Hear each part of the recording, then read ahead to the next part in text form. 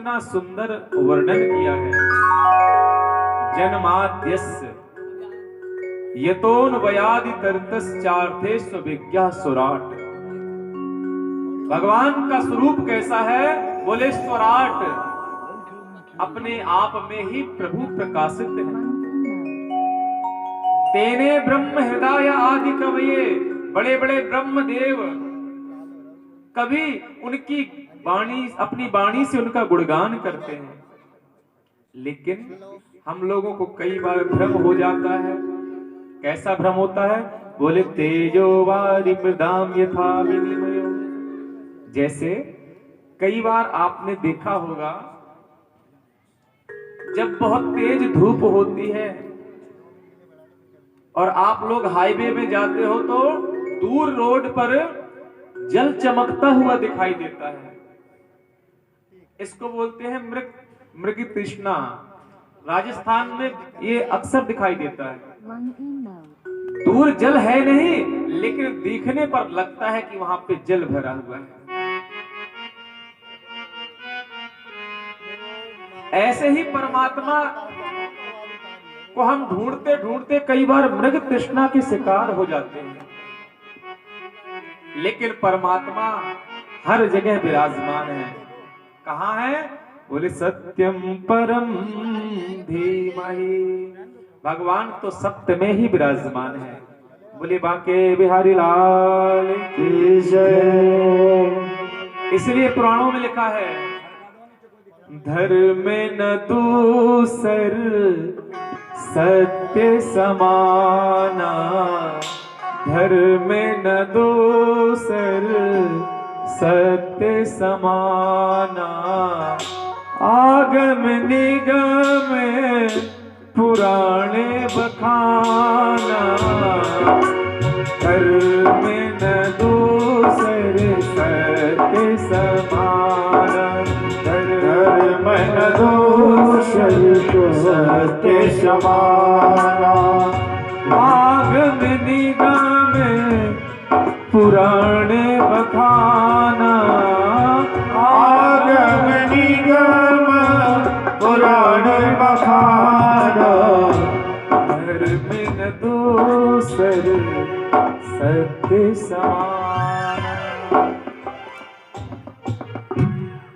नहीं असत्य सप पातक कुंजा।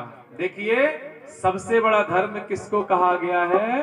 बोले सबसे बड़ा धर्म है सत्य बोलना। बोलो प्रेम से राधे राधे। अच्छा, हम लोग कितना सत्य बोलते हैं? बोले महाराज, जिस दिन से मोबाइल फोन आया है तब से हम लोग झूठ ज्यादा बोलने लग गए हैं। सच्ची बात है कि नहीं? घर में बैठे होंगे और क्या कहेंगे, जी हम तो आउट ऑफ दिल्ली हैं, यहाँ तो है ही नहीं महाराज है? तो देखो फिर झूठ किस लिए बनाया भगवान ने? तो झूठ कहाँ बोलना चाहिए इसके बारे में हम आपको कल बता देंगे। भगवान ने बनाया है झूठ, तो कुछ ना कुछ तो उसका उपयोग होगा ही, लेकिन हमको सत्य बोलना चाहिए।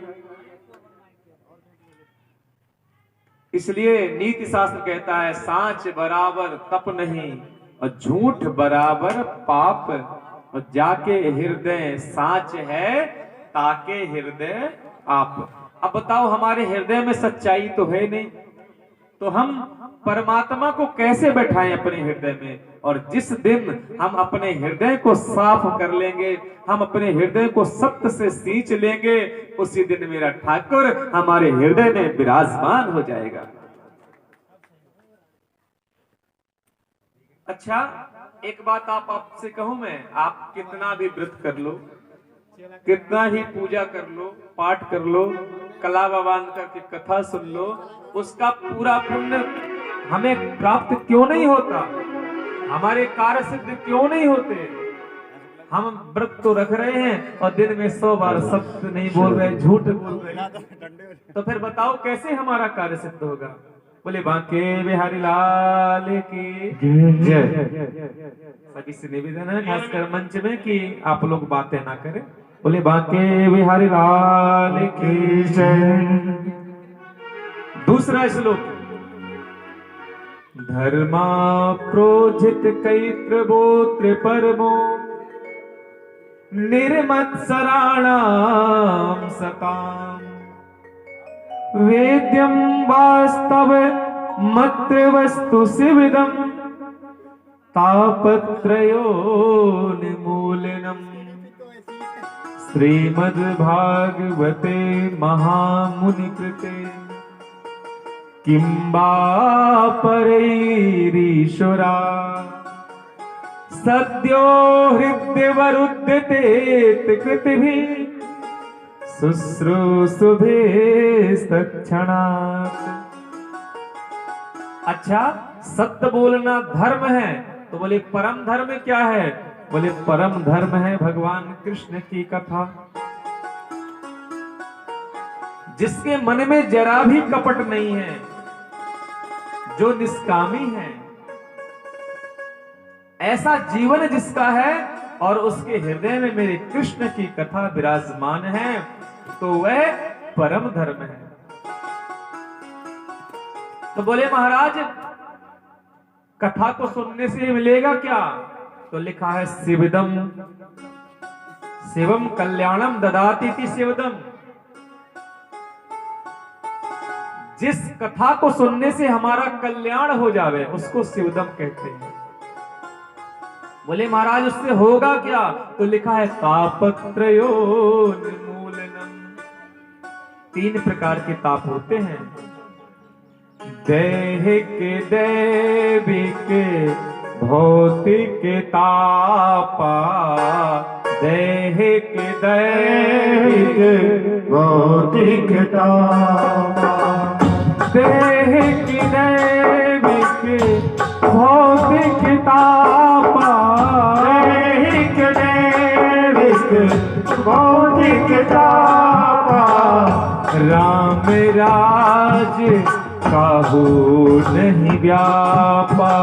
राम राज काहू नहीं व्यापा। देखो, 3 तरह के ताप होते हैं। एक होता है शरीर का ताप, दूसरा दैविक देवताओं का दिया हुआ ताप, और तीसरा भौतिक इस संसार का दिया हुआ ताप। और ये तीनों प्रकार के ताप आपके दूर होंगे इस कथा को सुनने से। दैहिक दैविक भौतिक ताप। दैहिक दैविक भौतिक तापा। राम राज काहू नहीं व्यापा। राम राज काहू नहीं व्यापा। दैहिक दैविक भौतिक तापा। दैहिक दैविक भौतिक तापा। तो इस कथा को सुनने से आपके तीनों प्रकार के ताप दूर हो जाएंगे। तो बोले महाराज, कितनी बार सुने, जरा ये तो बता दो। आखिर कथा सुननी कितनी बार चाहिए? आप तो हर साल आ जाते हो कथा सुनाने के लिए, तो कितनी बार कथा सुने? तो लिखा है, निगम कल्प तरोरिगलितम फलम सुख मुखादिमृत द्रव्य संयुतम पिबत भागवतम रसमालयम मुहुरहु रस का भुवि भाव का। मुहुरहु रस का भुवि भाव का। भगवान की कथा जितनी बार सुनने को मिल जावे उतनी बार हमको सुनना चाहिए, क्योंकि कथा सुनकर के जो कहते मैंने बहुत सुन ली, उसने कथा के महत्व को जाना ही नहीं। राम चरित जे सुनते अघाही। राम चरित जे सुनते अघाही। राम चरित जे सुनते अघाही। राम चरित जे सुनते अघाही। रस विशेष जाना तिन नाही। रस विशेष जाना तिन नाही। जिन हरि सुना, जिन हरि कथा सुनी नहीं काना, तिन ही रंग पति भवन सवाना। जिन हरि कथा सुनी नहीं काना, श्रवण रंग अहि भवन समाना। जिन्होंने भगवान की कथा को सुना ही नहीं, उनके कान तो हरि अहि भवन के समान है। अहि कहते हैं सर्प को, और सांप का जो भवन होता है वो क्या है, बामी। आपने देखा होगा उसमें छेद होते हैं। बोले अगर इन कानों से आपने भगवान की कथा नहीं सुनी तो इन कानों का कोई महत्व तो है ही नहीं। इसलिए जब भी समय मिले और जितना समय मिले हमें भगवान की कथा को जरूर सुनना चाहिए। बोले बांके बिहारी लाल की जय।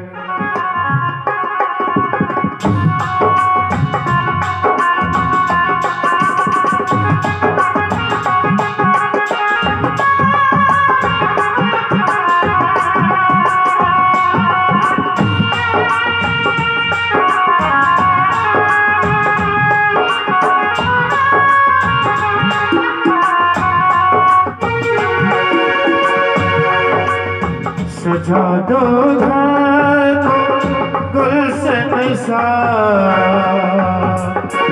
सजा दो घर को गुलशन सा, मेरे सरकार आए हैं। सजा दो घर को गुलशन सा, मेरे सरकार आए हैं।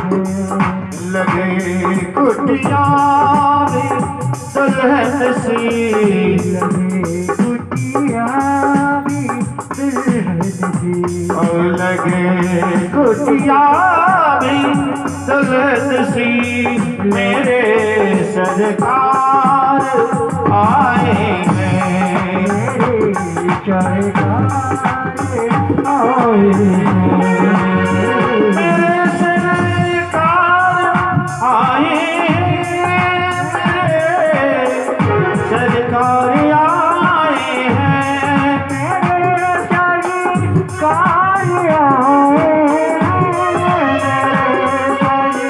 आए हैं, मेरे सरकार आए हैं। लगे कुटिया भी दुल्हन सी, लगे कुटिया भी दुल्हन सी, मेरे सरकार आए हैं।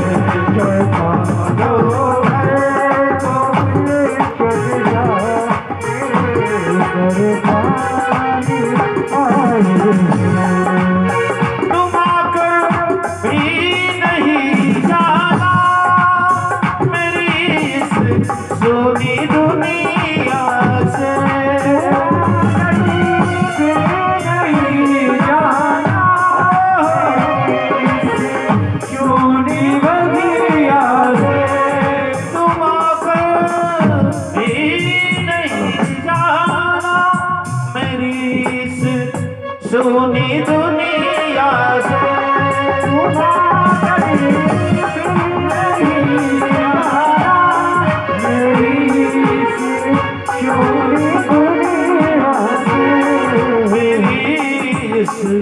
सोनी दुनिया से। कहो हरदम यही सबसे, हरदम कहो हरदम यही सबसे, मेरे सरकार आए हैं।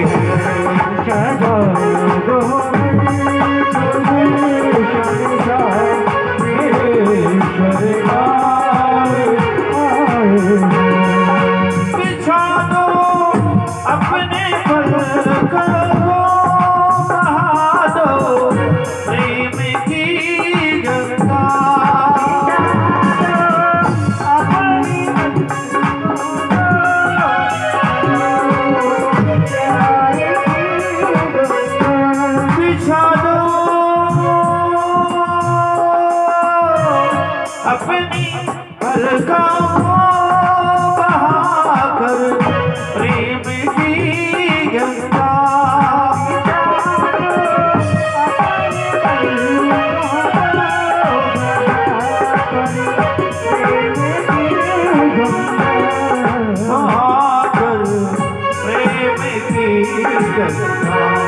पखारो इनके शरणों को,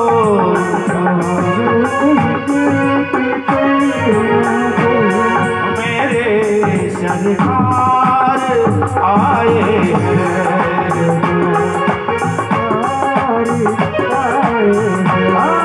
सजा दो घर को गुलशन सा, मेरे सरकार आए सजा दो मेरे सरकार आए,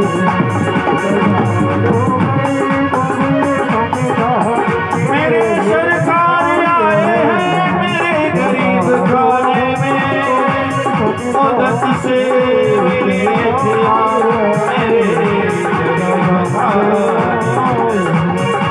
सजा दो घर को गुलशन सा, मेरे सरकार आए लगे कुटिया दुल्हन सी, लगे कुटिया दुल्हन सी, मेरे सरकार आए हैं। बलवा के बिहारी लाल की, श्री भागवत भगवान की। क्या बोलना होगा? एक बार जोर से बोलिए राधे राधे राधे, जय जय श्री राधे, जय जय श्री राधे श्याम। नैमिषारण्य में ऋषियों ने महात्मा की कथा सुनी और प्रश्न किया, त्वया खलु पुराणानि सेतिहासानि चानघ आख्यातान्यप्यधीतानि धर्मशास्त्राणि यान्युत। बोले महाराज हमारे 6 प्रश्न हैं। सूत जी ने कहा पूछिए कौन कौन से प्रश्न हैं आपके? बोले मेरा पहला प्रश्न हमारा ये है कि मानव के लिए परम धर्म क्या है? सुबह 4 बजे उठ करके करोड़ों की संपत्ति दान करना धर्म है। एक तरफ संत लोग बैठे हुए हैं और उनकी तरफ से सौनक जी प्रश्न करते हैं। दूसरा प्रश्न हमारा ये है कि हम मंदिर जाते हैं ना तो बड़ी अजीब बात लगती है। कुछ लोग कहते हैं कि भोले बाबा बड़े हैं, कुछ लोग कहते हैं दुर्गा मैया बड़ी है, कुछ लोग कहते हैं हमारे ठाकुर जी बड़े हैं, कुछ लोग कहते हैं श्याम बाबा बड़े हैं। और कलयुग में तो महाराज कोई नया देवता रोज ही प्रकट हो जाता है। तो ये बताइए कि हम पूजन किसका करें? इसलिए कई बार मन में भ्रम हो जाता है। और तीसरा प्रश्न ये है कि वेद में तो भगवान को अजन्मा कहा गया है और आप कथा सुना रहे हो कि भगवान का जन्म हुआ है, तो वेद झूठे हैं क्या? आप कहोगे नहीं नहीं भगवान अवतार लेते हैं, तो कितने अवतार लिए? और महाराज 5वां प्रश्न ये है कि वक्ता वो बड़ा नहीं जो लंबी लंबी गप्पे छोड़े, वक्ता तो वो है जो ऐसी बात बतावे जो हमारी समझ में आ जाए। इसलिए आप हमको संक्षिप्त में सुनाइए, गागर में सागर भर दीजिए। और 6वां प्रश्न ये है, भगवान नारायण कृष्ण जब इस धराधाम को छोड़कर चले गए तो धर्मा कम शरणं गता, धर्म किसकी शरण में गया? ये हम प्रश्न आपसे पूछना चाहते हैं। सूत जी ने कहा ऋषियों आपने बहुत सुंदर प्रश्न किया है और मैं आपके प्रश्नों का उत्तर जरूर दूंगा, लेकिन पहले मैं अपने गुरु जी को याद कर लूं। बोले हाँ महाराज करो। कौन है आपके गुरु जी? बोले हमारे गुरु जी हैं सुखदेव जी महाराज। अच्छा महाराज, तो उनका जन्म कैसे हुआ?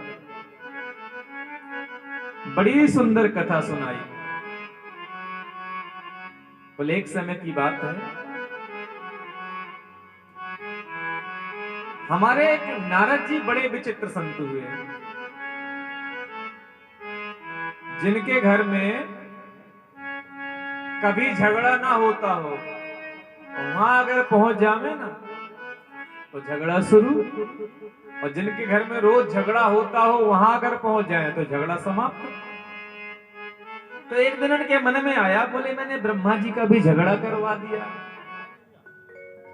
लक्ष्मी नारायण का भी झगड़ा करवा दिया, लेकिन अभी तक भोले बाबा का झगड़ा नहीं करवाया।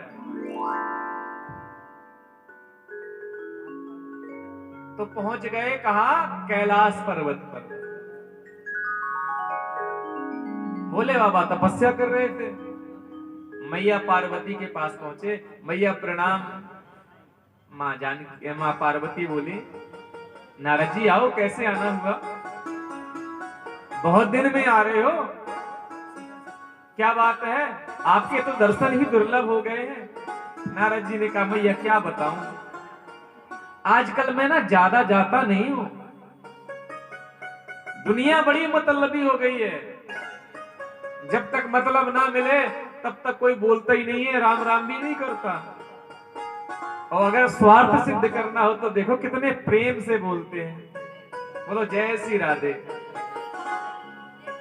अरे मैया मैं क्या बताऊं आपको, आजकल तो पति पत्नी भी बिगैर मतलब के आपस में नहीं बोलते।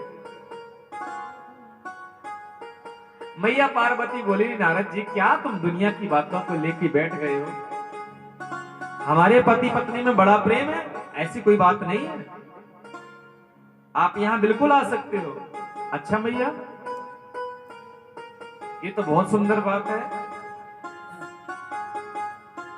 बहुत बातें पूछते रहे, फिर एक बात कहा, मैया एक बात तो बताओ, ये भोले बाबा गले में मुंडों की माला पहने रहते हैं, आज तक हमसे बताया नहीं कि किसके मुंड हैं।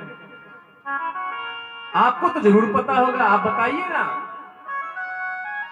मैया ने कहा, नारद जी बातें तो सब बताते हैं, लेकिन ये मुंड किसके हैं आज तक नहीं बताया उन्होंने।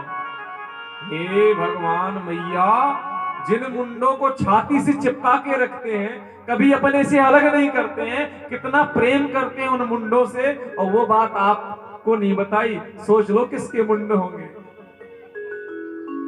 कितना प्रेम करते हैं आपसे। और वहां से चल पड़े। भोले बाबा तपस्या कर रहे थे, कान में कहा, बाबा जल्दी घर जाना, मैया याद कर रही है। भोले बाबा ने कहा, नारद जी आप घर से आए हो तो जरूर याद कर रही होंगी। और आपको बताएं, पुराने जमाने में हमारी माताओं के रूठने के लिए एक अलग से कमरा बनाया जाता था, और उसके आगे लिखा होता था कोप भवन। अगर इसमें मैया चली गई तो फिर बड़ी मुश्किल से मनाना पड़ता था, उनकी बातें माननी पड़ती थी। मैया ने अपने सुंदर श्रृंगार उतार दिया, पुराने वस्त्र पहने, कोप भवन में पहुंच गई। भोलेनाथ पहुंचे और देखा मैया कोप भवन में। अरे देवी, आप और हमसे नाराज? देवी, मैं तुमसे कितना प्रेम करता हूं और फिर भी आप मुझसे नाराज रहती हो। मैया बोली, रहने दो, आप बाहर से भी काले और भीतर से भी काले। भोले बाबा ने कहा, देवी कैसी बातें करती हो, बाहर से काला तो हमारे बस में नहीं ना, लेकिन अंदर से काला तो वो होता है जो कपटी हो। और मैं सत्य कहता हूं देवी, मैंने जीवन में कभी आपसे कपट नहीं किया। मैया ने कहा, अच्छा ये 24 घंटे गले में मुंड माला लटका के घूमते हो, इतना प्रेम करते हो इनसे, और मुझको नहीं बताया?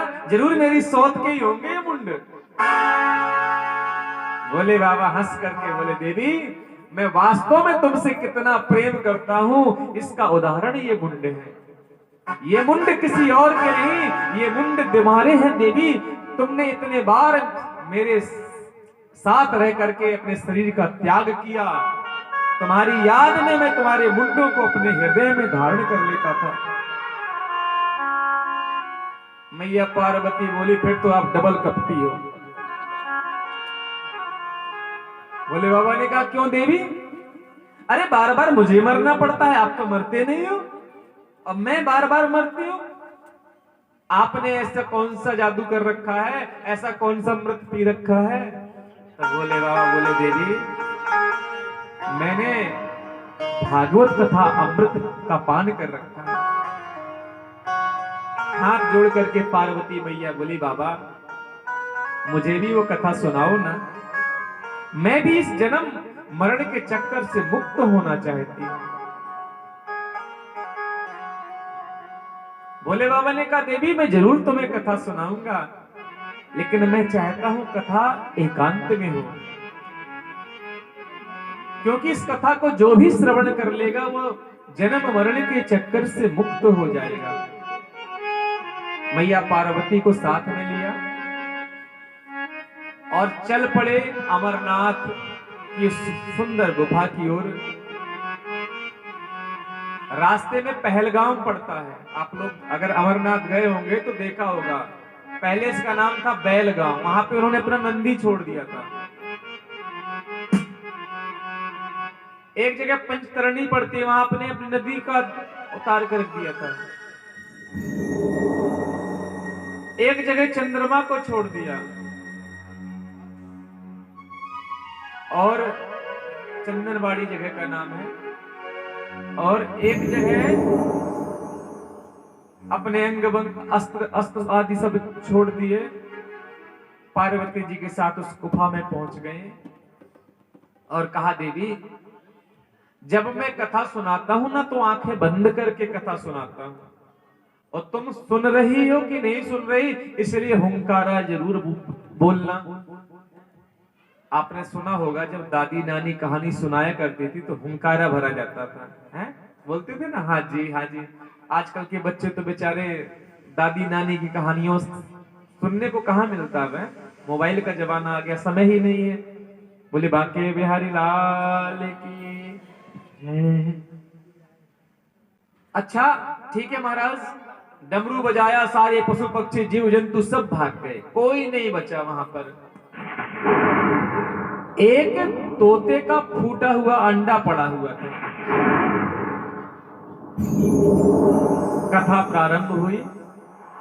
पहले दिन की जैसे ही कथा सुनी, उस अंडे के अंदर जान आ गई, इतनी दिव्य कथा। दूसरे दिन की कथा जैसे ही प्रारंभ हुई, उस अंडे से जीव निकल गया और बड़े प्रेम से कथा को सुनने लगा। तीसरे दिन की भी कथा सुनी, और चौथे दिन की कथा हमारे कन्हैया का जन्म उत्सव आनंदित हो गया। पांचवें दिन की कथा सुनी, 56 भोग की कथा, प्रसाद पाकर धन्य हो गया।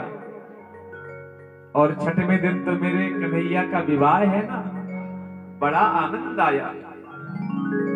लेकिन सातवें दिन की कथा में कुछ अध्यात्म की बातें ज्यादा है, वैराग्य की बातें ज्यादा है, और कथा को सुनते सुनते मैया को नींद आ गई। अब तोते ने सोचा कि मैया हुंकारा नहीं भरेगी ना तो कथा बंद हो सकती है, इसलिए मैया सो गई और उस तोते ने हुंकारा भरना शुरू कर दिया।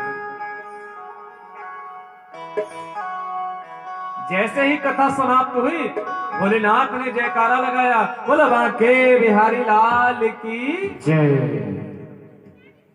सो मैया की नींद टूट गई। अच्छा महाराज फिर क्या हुआ? बोले फिर कथा तो समाप्त हो चुकी। प्रभु क्या बताऊं आपको, थोड़ी सी नींद आ गई थी ना, मैं सो गई थी। अच्छा फिर हुंकारा कौन भर रहा था?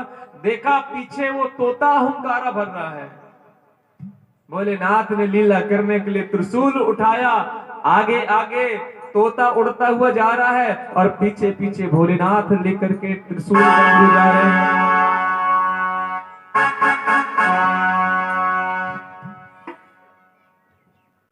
उसके बगल में ही है बद्रीनाथ धाम। अमरनाथ का एक पहाड़, दूसरा बद्रीनाथ धाम का पहाड़ है। वहां पर हमारे वेद व्यास जी का आश्रम। उनकी पत्नी को जमाई आई, वो तोता उड़ता उड़ता सीधा उनके मुख से और गर्भ में प्रवेश कर गया। भोलेनाथ बोले व्यास जी, एक चोर आया है तुम्हारे यहाँ उसने प्रवेश किया है। बोले महाराज चोर, अरे आपका उसने क्या चुरा लिया? सांप बिच्छू तो कोई चुराएगा नहीं, और हीरा मोती आप पहनते नहीं हो। बोले उसने अमर कथा की चोरी की है। व्यास जी हाथ जोड़ करके बोले प्रभु आप तो अमर कथा का महत्व जानते ही हो। अरे जिसने साक्षात भगवान भोलेनाथ के मुख से अमर कथा सुनी हो, उसे आप प्रभु कैसे मारोगे? भगवान बड़े प्रसन्न हुए, आशीर्वाद दिया, भोलेनाथ चले गए। और यहाँ सुखदेव जी अपनी मां के गर्भ में बड़े होने लगे।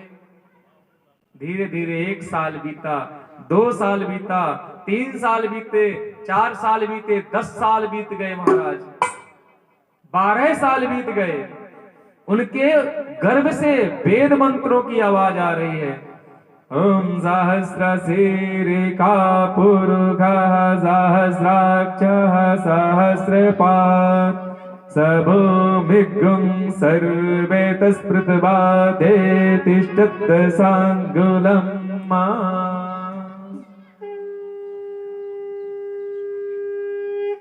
व्यास जी की पत्नी बोली प्रभु मुझे ऐसा लगता है कोई मेरे गर्भ में ऐसा बालक है जो बड़ा ही तेजस्वी है, उससे कहो वो बाहर आए। व्यास जी ने कहा बेटा बाहर आ जाओ। सुखदेव जी ने गर्भ के अंदर से मना कर दिया, मैं नहीं आ रहा। क्यों? भगवान नारायण की माया मुझे पकड़ लेगी ना। अगर स्वयं नारायण आकर के मुझसे कहें कि मेरी माया तुम्हें नहीं सताएगी, तो ही मैं गर्भ से बाहर आऊंगा। भगवान नारायण का आना हुआ, आशीर्वाद दिया गर्भ के अंदर से ही, बेटा चिंता मत कर, मेरी माया तुमको नहीं सताएगी, तुम जन्म लो। सुखदेव जी प्रसन्न हुए, जन्म लिया। नाल छेदन संस्कार तक नहीं हुआ, नाल लटकी हुई और भागते जा रहे हैं वन की ओर, और पीछे पीछे बेटा बेटा पुत्र पुत्र कह करके व्यास जी उनके पीछे पीछे जा रहे हैं। और क्या कहते हैं? यम प्रव्रजन्ते मनुपेते मपेते कृत्यम द्वैपायनो विरह कातरया जुभाव पुत्रेति तन्मयतया सर्वोऽभिनेदु तम सर्वभूत हृदयं मुनिमान तोस्मि। बेटा तनिक ठहर तो जाओ ना, आपका कोई संस्कार नहीं हुआ। सुखदेव जी की तरफ से उन वृक्षों ने कहा महाराज आप किसको लौटाने के लिए आए हो? ये तो निर्विकार निर्विशेष उस परमात्मा का ध्यान कर रहा है, आप इसको लौटा नहीं सकते। तो जिन सुखदेव जी को व्यास जी लौटा करके नहीं ला पाए, ऐसे सुखदेव जी का हम बार बार वंदन करते हैं। बोले सुखदेव भगवान की जय, बोले बांके बिहारी लाल की जय। आइए, बहुत ही सुंदर किस्म और बहुत ही प्यारा भजन।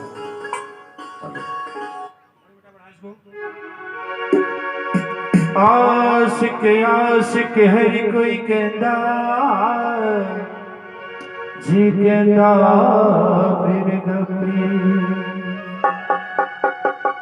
आशिक तो दरिया टप गए फिर आड़ न जायो टपी। वैसे आइए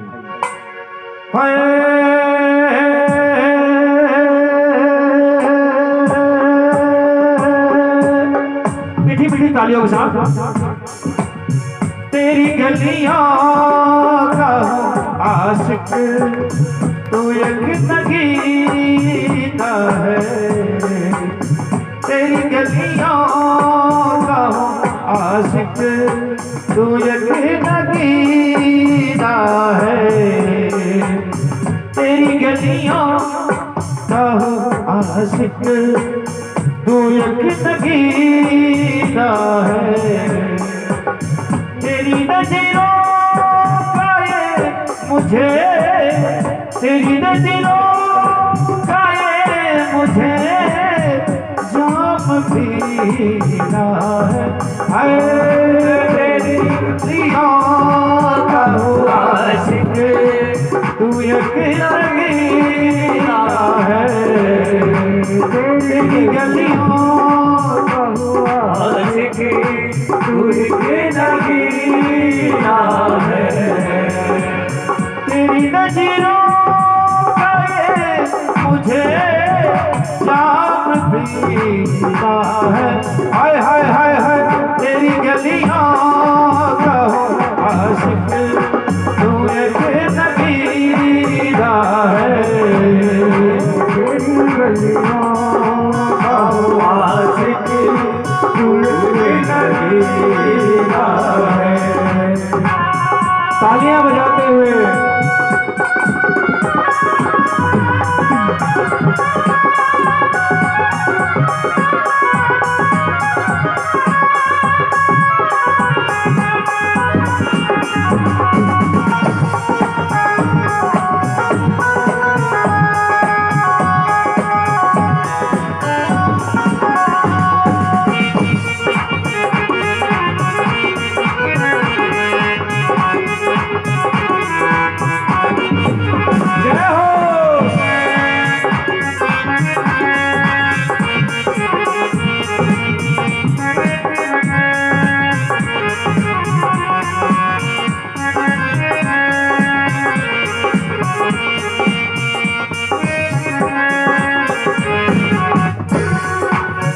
तेरे बिना कोई दूसरा नहीं मेरा, तेरे बिना कोई दूसरा नहीं मेरा। छोड़ो नहीं कस के पकड़ा हो दामन तेरा, छोड़ो नहीं कस के पकड़ा हो दामन तेरा। छोड़ो नहीं कस के पकड़ा हो दामन तेरा।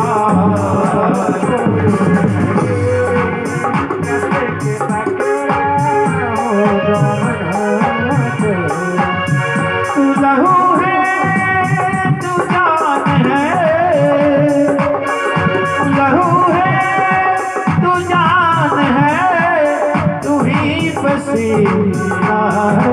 हाय हाय हाय हाय तेरी गली तेरी गली तेरी गलियों का हो आशिक तू एक नगीना है। तेरी गलियों का हो आशिक तू एक नगीना है। तेरी गलियों का हो आशिक तू एक नगीना है। तेरी गलियों का हो आशिक तू एक नगीना है। मेरे हमदम मेरे साथी मेरे साथी हमदम, मेरे साथी मेरे साथी मेरे मेरे साथी मेरे हमदम मेरे हमदम मेरे साथी मेरे साथी मेरे हमदम मेरे हमदम मेरे साथी। तेरी खुशी तेरी खुशी तेरा गम मेरा गम, तेरी खुशी तेरा गम मेरा गम।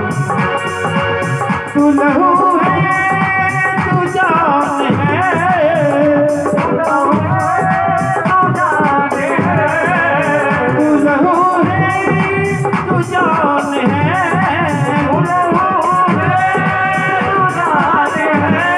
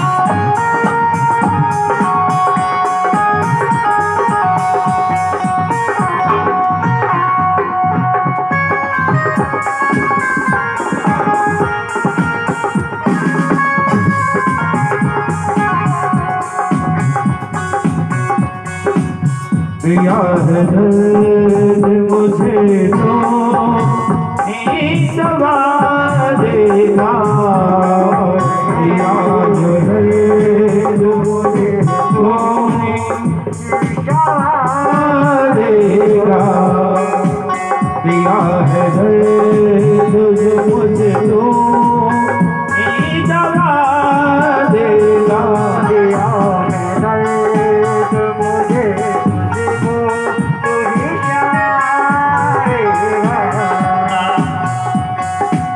तू ही दरिया तू ही साहिल,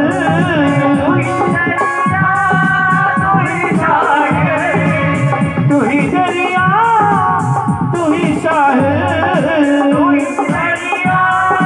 तू ही साहिल, तू ही सकीना है।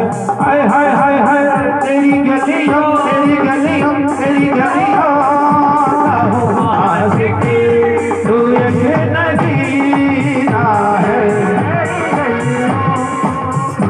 आशिकी तू एक नगीना है, तेरी नजरों पर मुझे जाम पीना है,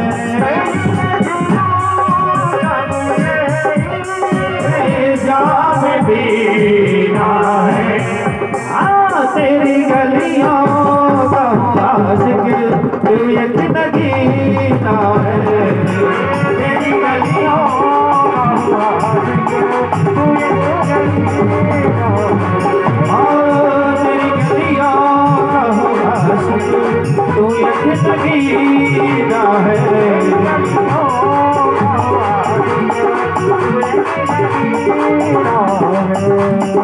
तेरी गलियों का आशिक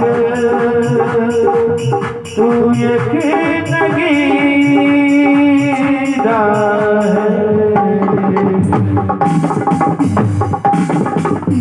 बोले बांके बिहारी लाल की। तालियां तो बजा दो कम से कम।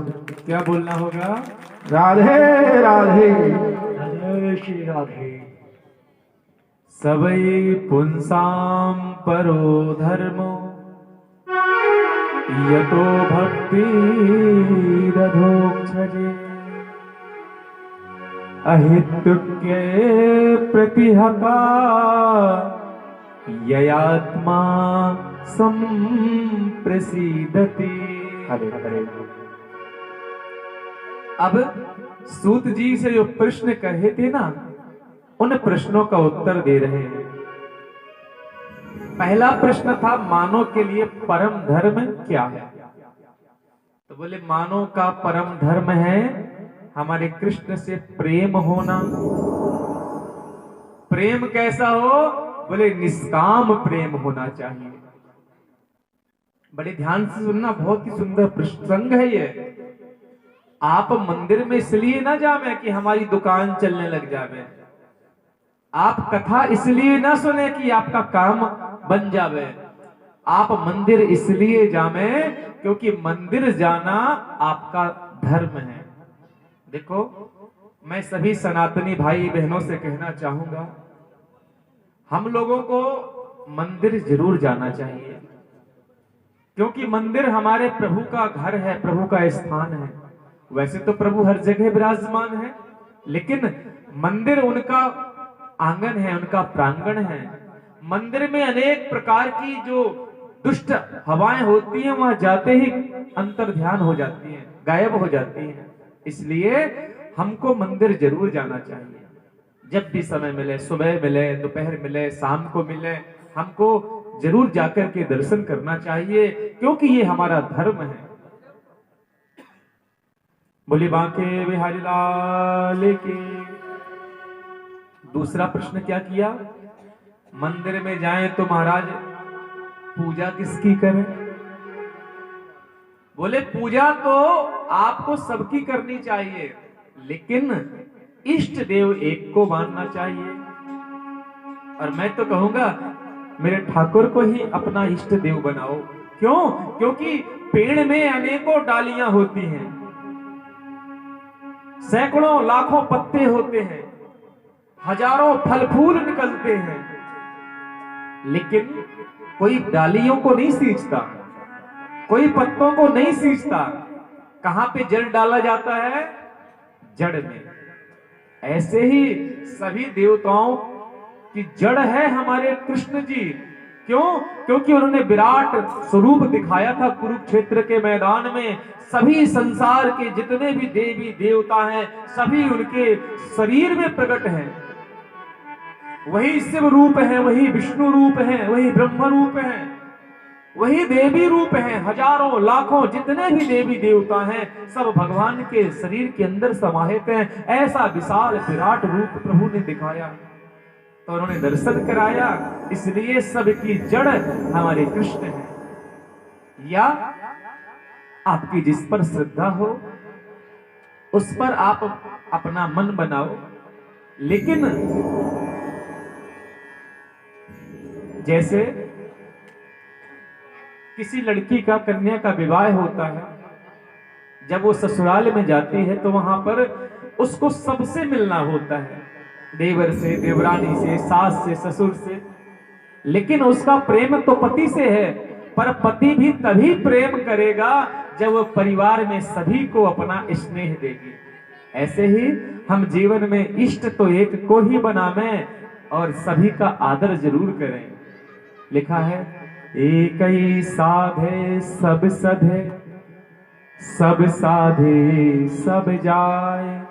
हमारे गोपाल ने गीता में बहुत ही सुंदर बात कही है, अनन्यास चिंतयन्तो माम ये जना पर्युपासते तेषां नित्याभियुक्तानां योगक्षेमं वहाम्यहम्। अगर तुम मेरी शरण में आ जाते हो तो मैं तुम्हारे योग का वहन करता हूं। बोले बांके बिहारी लाल की। अच्छा, भगवान के जन्म कितने हैं? बोले भगवान जन्म नहीं लेते, भगवान तो अवतार लेते हैं। जब जब हो ही धर्म की हानि, बाढ़हि असुर महाअभिमानी, तब तब धरि प्रभु विविध शरीरा, हरहि कृपा निधि सज्जन पीरा। बोले जब जब इस संसार में भक्तों को भगवान की जरूरत होती है, तब तब मेरे प्रभु अवतार लेते हैं। बोले अवतार लेने में और जन्म लेने में क्या फर्क है? तो कहा आप विचार करो, अगर कुएं के अंदर एक व्यक्ति गिर जावे, वो कितना परेशान होता है। गिरा हुआ व्यक्ति कितना डरा हुआ होता है, सहमा हुआ होता है, और उसको बचाने के लिए एक व्यक्ति उतर के जाता है। दोनों आदमी कुएं के अंदर हैं, एक गिरा हुआ और एक उतर के आया हुआ।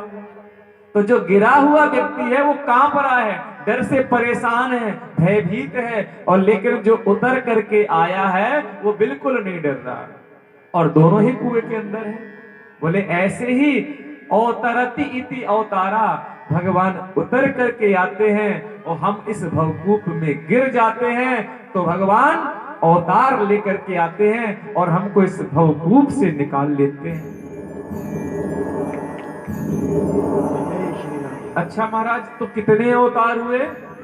बोले 24 अवतार हैं, लेकिन राम कृष्ण दो एक है, अंतर नहीं निमेष, और इनके नयन गंभीर हैं, उनके चपल विशेष।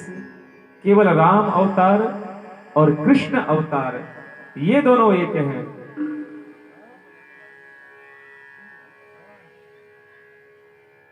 और बाकी भगवान के अंश अवतार हुए हैं। बोली बांके बिहारी लाल की, सच्चे दरबार की।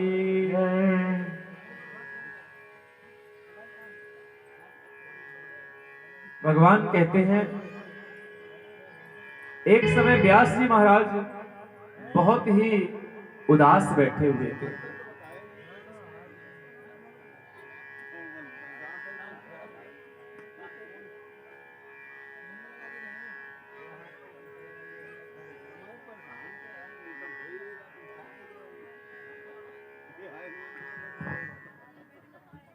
बोले बांके बिहारी लाल की। कहते हैं एक समय व्यास जी बहुत परेशान थे, विचार करते हैं कि मैं क्या करूं जिससे संसार के लोगों का कल्याण हो जावे। पहले केवल एक ही वेद था जिसका नाम था ऋग्वेद। ऋग्वेद के उन्होंने 4 भाग करे, ऋग्वेद, यजुर्वेद, सामवेद और अथर्ववेद। लेकिन महाराज वेदों की भाषा इतनी गूढ़ है, एक तो कोई समझ ना पावे और समझे तो उसका अर्थ उल्टा सीधा लगा ले। तो एक दिन बड़े बेचैन बैठे हुए थे, नारद जी का आना हुआ। नारद जी ने कहा, महाराज क्या बात है, इतने बेचैन क्यों हो? बोले क्या बताऊं नारद जी, मुझे ऐसा लग रहा है मैंने कुछ किया ही नहीं। 4 वेदों की रचना कर दी है मैंने, 17 पुराणों की रचना कर दी मैंने, महाभारत की रचना कर दी मैंने, लेकिन अभी मुझे ऐसा लग रहा है कि मैंने कुछ किया ही नहीं।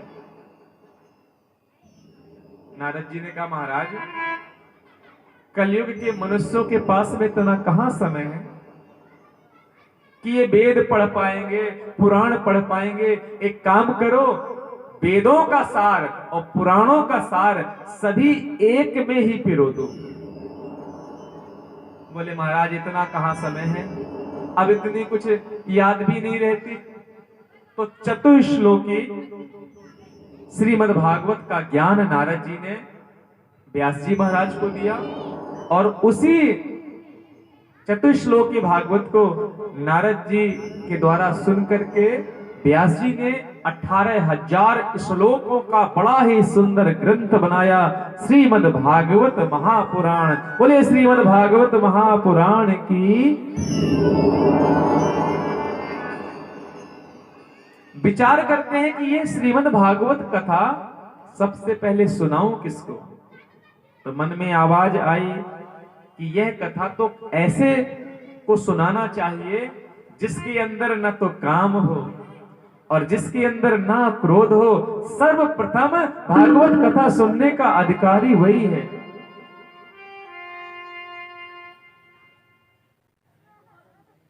ऐसा व्यक्ति कहां मिलेगा? किसी ने कहा ऐसा व्यक्ति तो केवल आपका पुत्र सुखदेव है।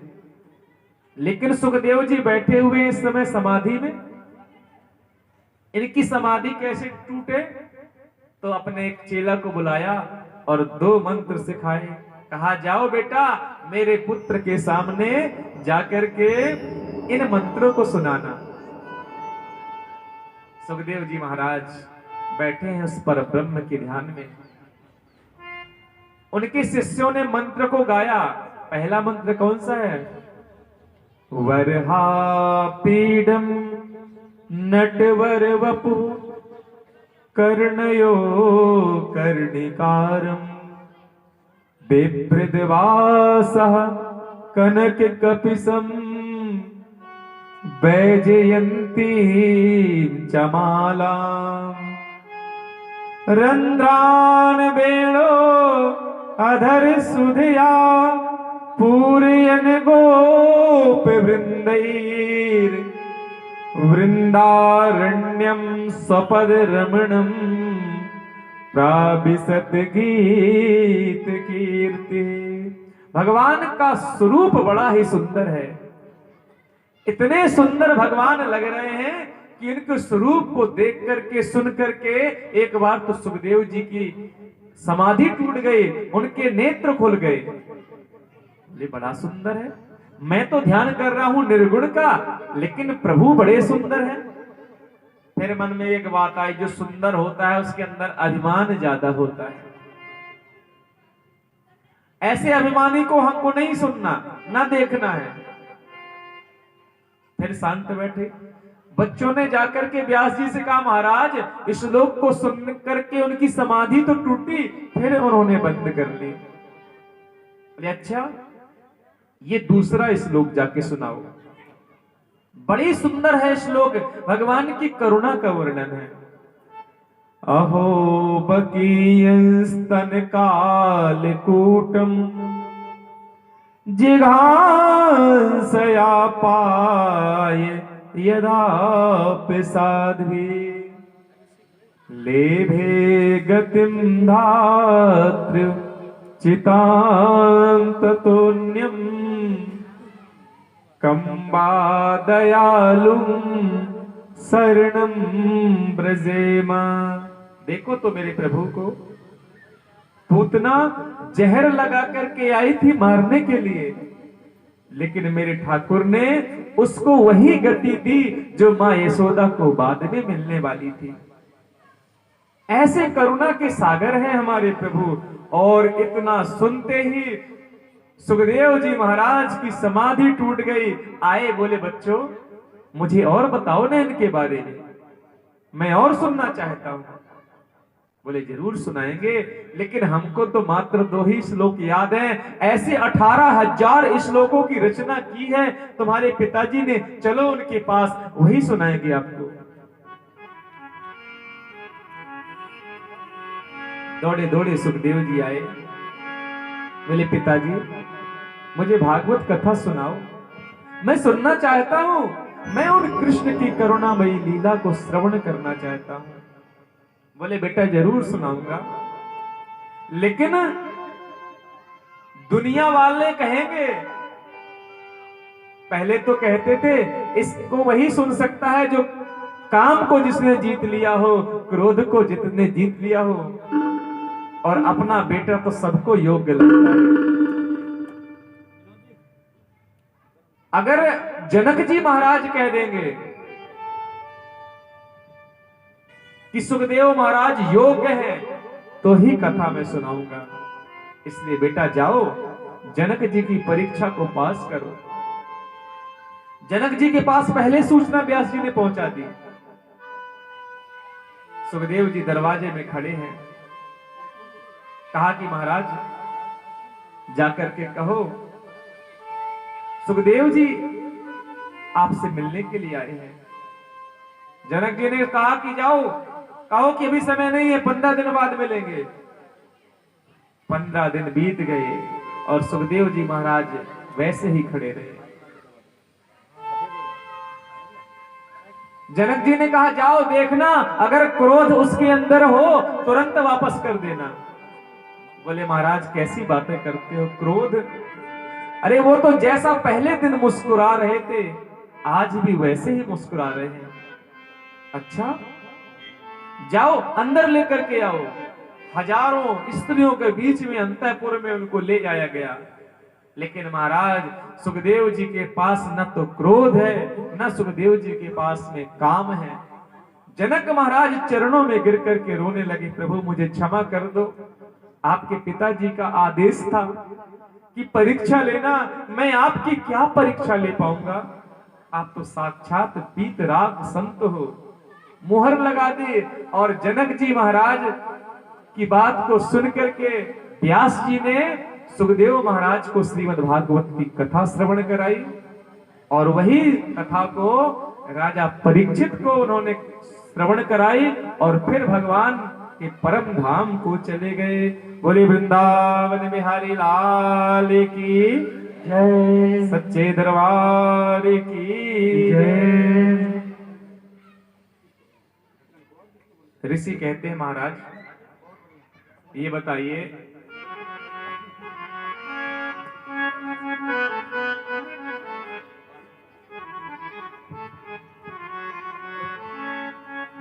बोले वृंदावन बिहारी लाल की जय, सच्चे दरबार की जय।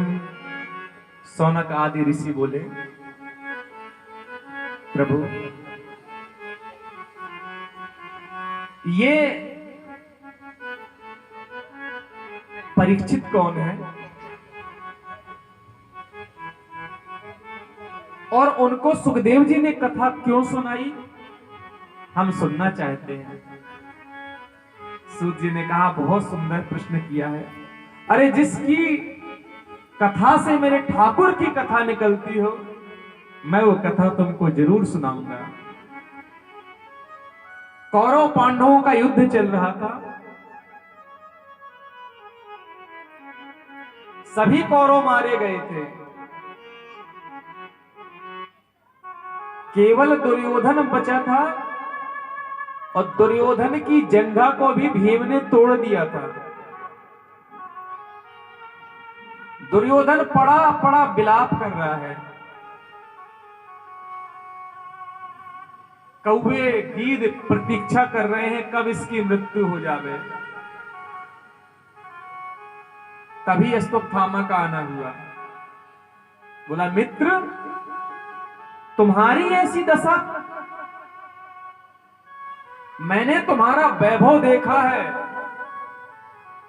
तुमसे तो मिलने के लिए बड़े बड़े राजा महाराजा लाइन से खड़े रहते थे, और आज तुम इस प्रकार पड़े हुए हो। दुर्योधन ने कहा, मित्र मुझे तनक भी अफसोस नहीं है, लेकिन तकलीफ सिर्फ इस बात की है कि पांडव 5 थे और हम 100 थे। मेरे 99 भाई मर गए और मैं भी मरने वाला हूं। अगर 5 में एक आधा मर जाता ना तो मुझे बड़ी तसल्ली हो जाती। बोले, मित्र बस इतनी बात, मुझे सेनापति बनाओ, मैं जाऊंगा और 5 पांडवों को मार दूंगा। तिलक लगा करके सेनापति बनाया। विचार करता है कि कैसे मारूं।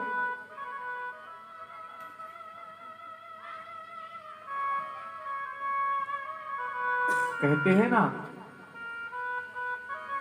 जाको राखे साइया मार सके ना को, बाल न बांका कर सके जो जग बैरी, जो जग बैरी हो। अरे जिनकी रक्षा मेरा गोविंद करेगा, उन्हें कोई मार सकता है क्या। भगवान आए पांडवों के पास में और बोले, तुम आराम से सो रहे हो क्या, तुम्हें चिंता नहीं हो रही। बोले, महाराज कैसी चिंता। हमें चिंता नहीं अपनी, तुम्हें चिंता हमारी है, और हमारे जीवन के रक्षक तो चक्र सुदर्शन धारी है। हमें महाराज कोई चिंता नहीं है, हमारी चिंता करने वाले आप हो ना। आपने देखा होगा, जब बस में ड्राइवर बस चलाता है तो हम लोगों को कोई चिंता होती है, नहीं होती ना। हम जानते हैं कि ड्राइवर अच्छा है और ये बस को, हमारी गाड़ी को वहीं पर पहुंचाएगा जहां हमको जाना है। तो जब हम अनजान मनुष्य को अपनी गाड़ी सौंप देते हैं और फिर हम चिंता मुक्त हो जाते हैं, तो अगर हम अपने जीवन की डोर अपने कन्हैया के हाथों में दे देवें तो फिर जीवन में चिंता कैसे रहेगी।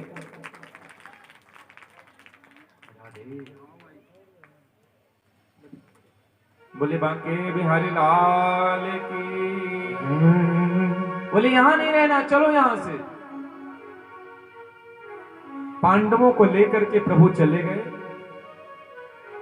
अब उनके बच्चे, द्रौपदी के जो पुत्र थे ना, युधिष्ठिर का बेटा युधिष्ठिर जैसा, भीम का बेटा भीम जैसा, अर्जुन नकुल सहदेव अपने पिताजी के जैसे, और अपने पिता के ही आसन में सो गए।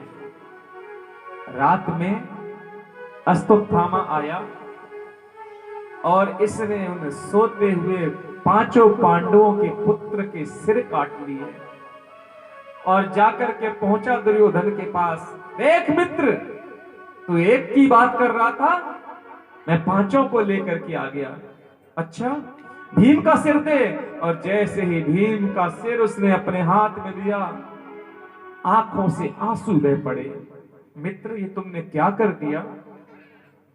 ये भीम का सिर नहीं है, ये तो भीम के पुत्र का सिर है। हमारे परिवार में तो कोई पिंड दान करने वाला बचा ही नहीं था। तुमने पांडवों के पुत्रों को भी मार दिया, अब तो कोई जल दान करने वाला भी नहीं बचा। और तड़प तड़प करके दुर्योधन मर गया। आप विचार करो, जिस मां के 5 पुत्र उसकी आंखों के सामने मरे पड़े हुए हों, क्या बीती हुई होगी उस मां द्रौपदी की। पूरे नगर में त्राही त्राही मच गया। इतना घृणित कर्म, गुरु पुत्र का इतना घृणित कर्म, सोते हुए पांडव पुत्रों को मार दिया। अगर वीर था, बलवान था, युद्ध भूमि में मार देता। आप विचार करो, क्या परिस्थिति बनी हुई होगी उस समय। राम राम। अर्जुन ने कहा, द्रौपदी चिंता मत करो, जिसने तुम्हारे पुत्रों को मारा है मैं उसे तुम्हारे सामने लेकर के आऊंगा, जो दंड देना है तुम देना। अर्जुन को वादा देकर अश्वत्थामा ने ब्रह्मास्त्र चला दिया। अर्जुन ने ब्रह्मास्त्र को छोड़ा, दोनों अस्त्र शांत हुए। अश्वत्थामा को पकड़ा, द्रौपदी मैया के चरणों में डाल दिया। देवी, बता इसको क्या दंड दोगी?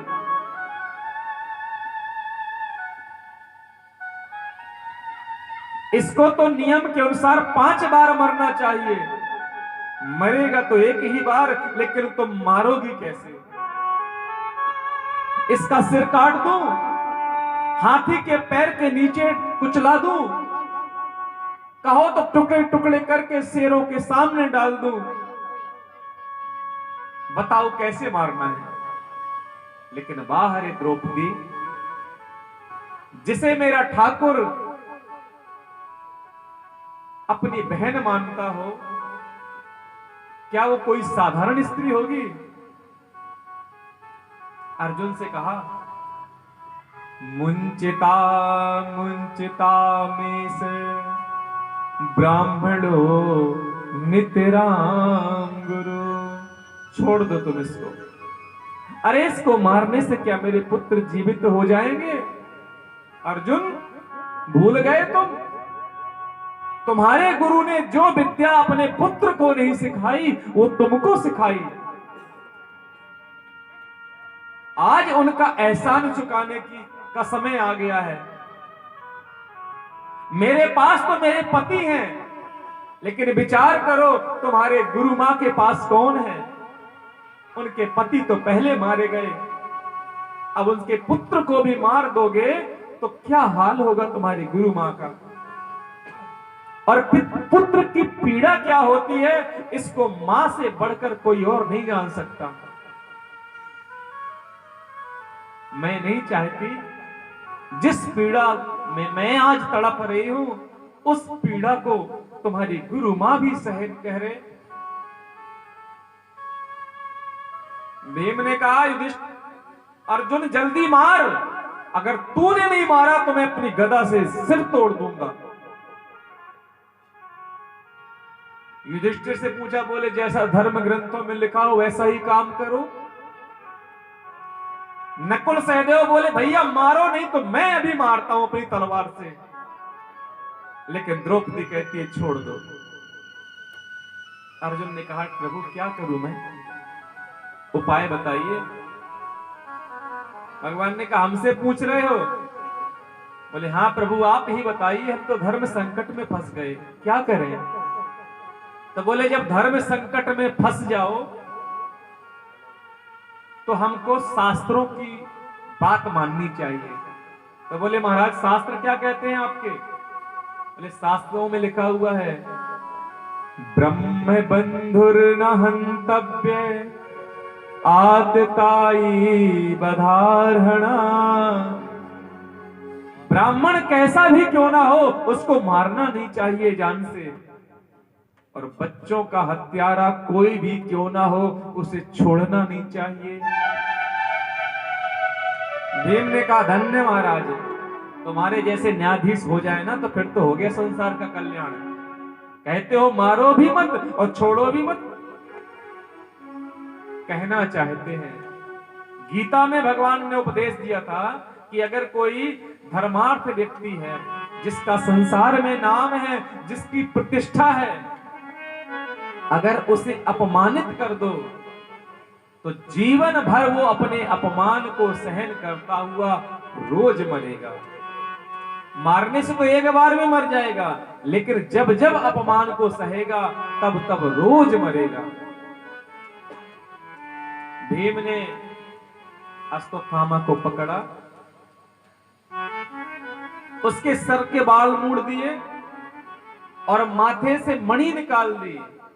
भगवान ने कहा अश्वत्थामा, ये मेरा तुझे श्राप है, तुम जीवन भर मृत्यु के लिए तड़पोगे लेकिन तुम्हें मृत्यु नहीं मिलेगी। तुम्हारे माथे से ये घाव कभी नहीं सूखेगा और तुम रोज तड़पोगे। कहते हैं आज भी अश्वत्थामा जीवित है, चिरंजीवों में इनका नाम है। अश्वत्थामा ने भी सोचा इन्होंने मेरा इतना अपमान किया, मैं इनका वंश नाश कर दूंगा।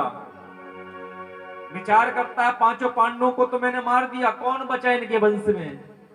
मैंने सुना था जब अभिमन्यु युद्ध कर रहा था तो इसकी पत्नी गर्भवती थी। विचार करता है कि मैं इसके गर्भ को भी नष्ट कर दूं। ब्रह्मास्त्र का संधान किया और उत्तरा के गर्भ की ओर छोड़ दिया। उत्तरा ने जैसे देखा ब्रह्मास्त्र मेरी ओर आ रहा है, हाथ जोड़कर प्रभु के चरणों में गिरी। पाहि पाहि महायोगिन देव देव जगतपते, नान्यं तद्भयं पश्ये यत्र मृत्यु परस्परम। हे प्रभु, ये ब्रह्मास्त्र मुझे जला दे कोई परवाह नहीं, लेकिन मैं चाहती हूं कि मेरे गर्भ में जो बालक है इसकी आप रक्षा करो, क्योंकि कौरवों और पांडवों के वंश को चलाने वाला अकेला बालक यही है। और बड़े प्रेम से भगवान को याद कर रही है, हे प्रभु आप मेरी रक्षा करो। आइए हम भी बड़े प्रेम से बड़े भाव से उस परमात्मा का ध्यान करें। बोले बांके बिहारी लाल की जय। मेरे गिरधर तू ही सहारा है, मेरे गिरधर तू ही सहारा है,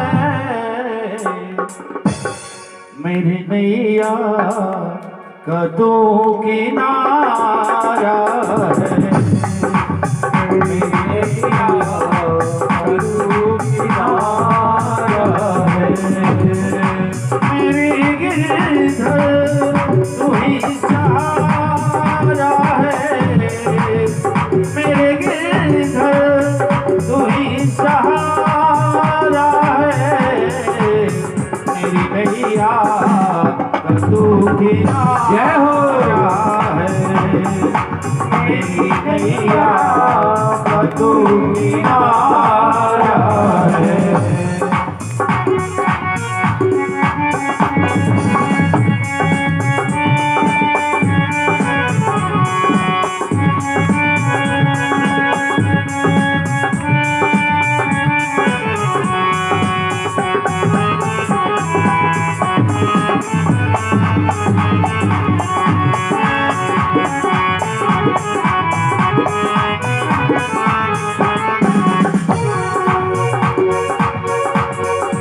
आँखों में तू, मेरे ख्वाबों में तू, मेरी आँखों में तू, मेरे ख्वाबों में तू, मेरे दिल की धड़कन में है बस तू ही तू, धड़कन में बस तू ही तेरे प्यार में बड़ा ही बुरा हाल है।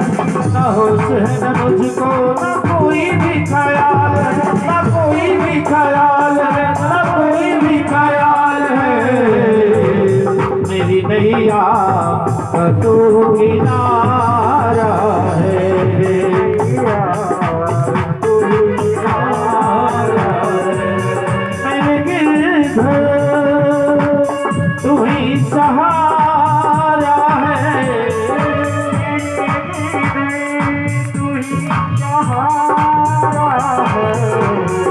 मेरी नैया तू किनारा है,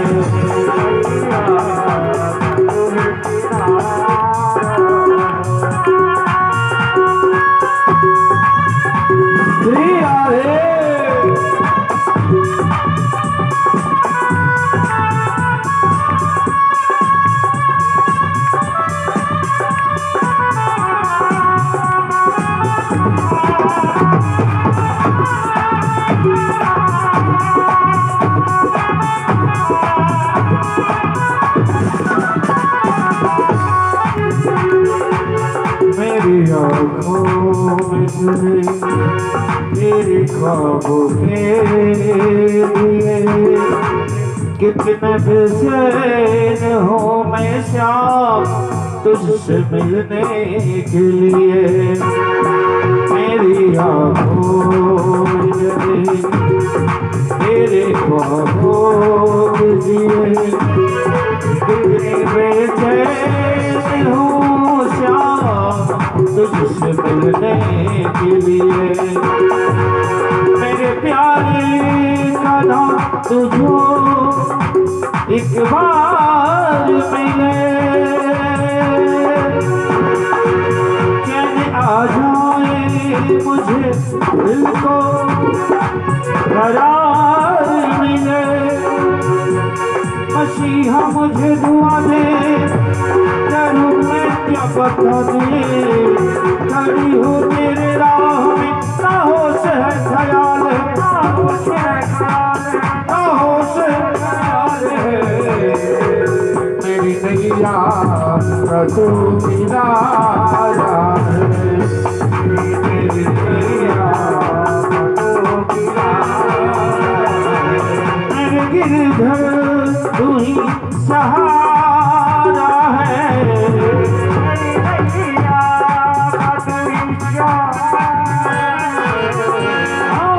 मेरी नैया तू किनारा है, तू किनारा है।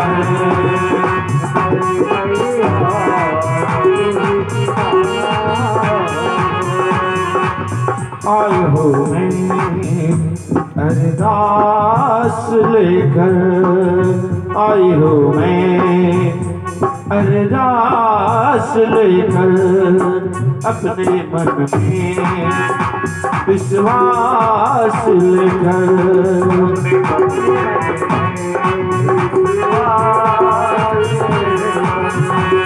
दीवाने के चाह में बड़ा ही बुरा हाल है, बड़ा ही बुरा हाल है, बड़ा ही बुरा हाल है। बड़ा हूँ तेरी राह में ना होश है ख्याल है, ना होश है ख्याल है, ना होश है ख्याल है, ना होश है ख्याल है।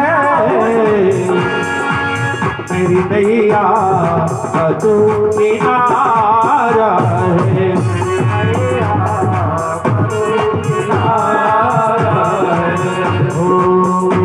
नैया तू किनारा है।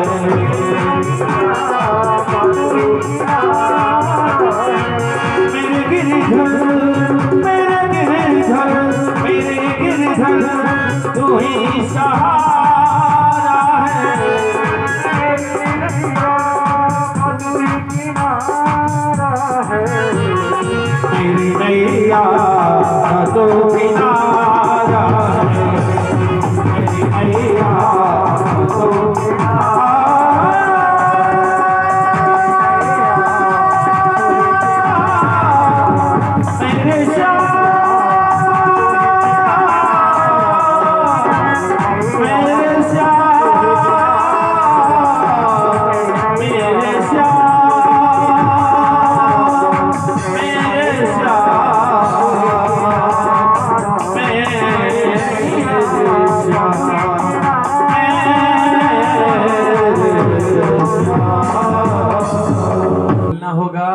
राधे राधे। एक बार और जोर से राधे राधे। बोले बांके बिहारी लाल की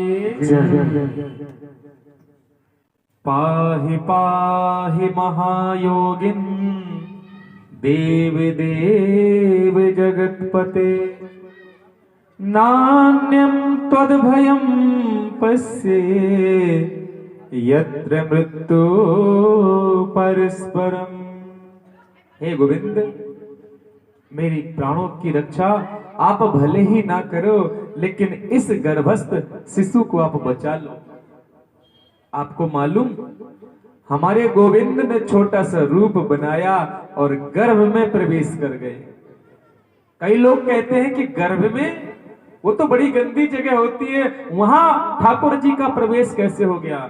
कहते हैं अगर प्रेम से मेरे प्रभु को बुलाओ तो चाहे कोई सी भी जगह क्यों ना हो, हमारे ठाकुर पहुंच जाते हैं और मेरा गोपाल जिस जगह पहुंचता है ना, वह जगह ही मंदिर बन जाती है। आज तो गर्भ भी मंदिर समान हो गया।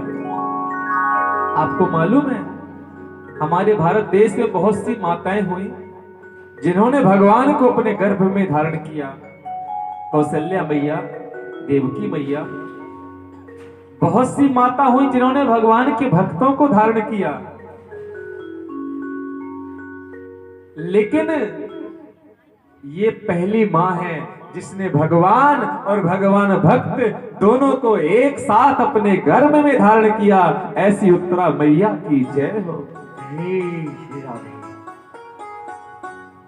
एक रूप से ऊपर खड़े हुए हैं, हाथ फेर रहे हैं, और एक रूप से गर्भ के अंदर जाकर के उस ब्रह्मास्त्र से गर्भस्थ शिशु की रक्षा करिए। लेकिन जैसे भगवान के सामने जीव की नहीं चलती ना, ऐसे ही भक्त के सामने भगवान की नहीं चलती। द्रौपदी मैया कुंती मैया हाथ जोड़ के खड़ी हो गई। श्री कृष्ण द्वारकावासन देव देव जगतपते, हे द्वारकावासी श्री कृष्ण तुम्हारी जय हो, तुम्हारी जय हो।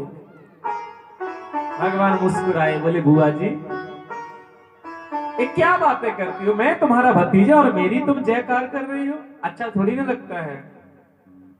बोले गोपाल, मैं जानती हूं तुम अपनी इस मुस्कान से हम सबको उलझा देते हो, लेकिन मैं सत्य कहती हूं, तुम साक्षात परब्रह्म परमेश्वर हो। मैंने देखी है तुम्हारी करुणा, जब जब मुझको जरूरत पड़ी है तब तब तुम मेरे साथ खड़े हो।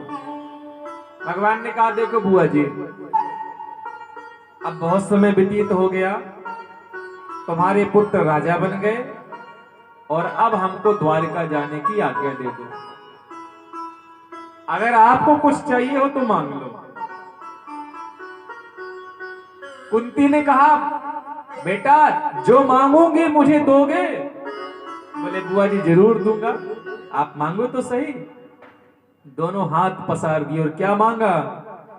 विपदा संतुना सस्वत तत्र तत्र जगद गुरु भवतो दर्शनम यत् स्यात् अपुनर्भो दर्शनम।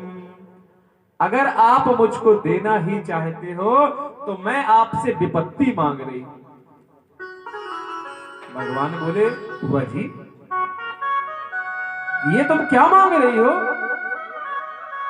विपत्ति भी कोई देने की चीज है? आप कुंती के जीवन में एक नजर डाल करके देखो। कुंती माता का पूरा जीवन दुख में ही गया। जन्म हुआ इनका मथुरा में सूरसेन जी के यहां।